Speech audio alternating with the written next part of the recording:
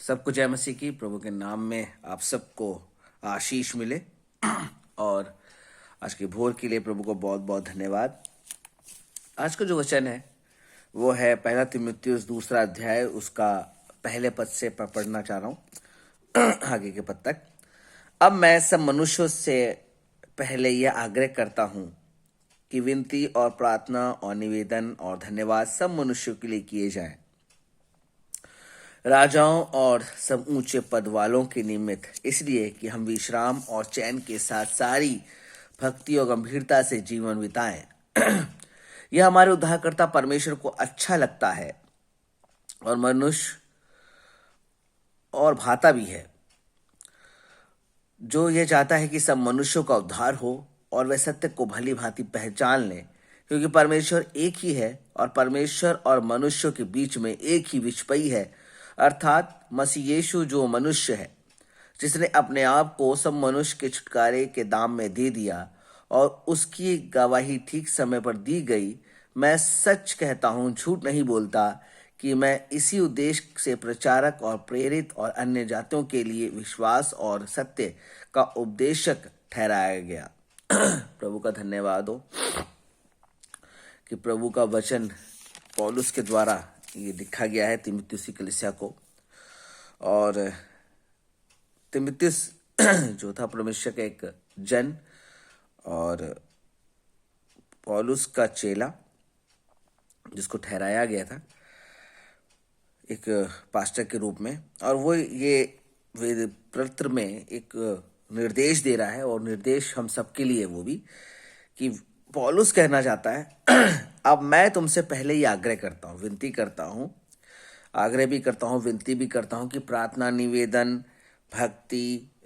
धन्यवाद और सब मनुष्यों के लिए किए जाए। क्या है? प्रार्थना, विनती, निवेदन और धन्यवाद सब मनुष्यों के लिए किए जाएं, राजाओं और सब ऊंचे पद वालों के निमित्त, इसलिए कि हम विश्राम और चैन के साथ गंभीरता और भक्ति से जीवन व्यतीत करें। तो प्रभु का वचन हमें सिखाना चाहता है कि हमें सब मनुष्यों के लिए धन्यवाद देना है, निवेदन करना है और उनसे, परमेश्वर से प्रार्थना करनी है उनके लिए कि हम चैन के साथ, विश्राम के साथ, भक्ति और गंभीरता से जीवन व्यतीत करते रहें।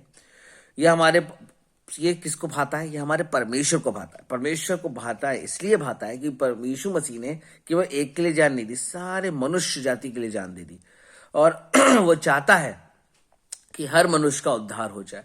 तो ये काम हमें भी सौंपा गया। पौलुस कहता है, इसलिए जो है मैं झूठ नहीं कहता हूं, मैं इसी उद्देश्य के लिए क्या बनाऊं? प्रचारक बनाऊं, प्रेरित बनाऊं, और लोगों के विश्वास, अन्य जातों के बीच विश्वास के लिए पात्र बना गया हूं। तो हमें भी ऐसे ही काम सौंपा गया है। हम भी परमेश्वर के प्रति आगे बढ़ते रहें।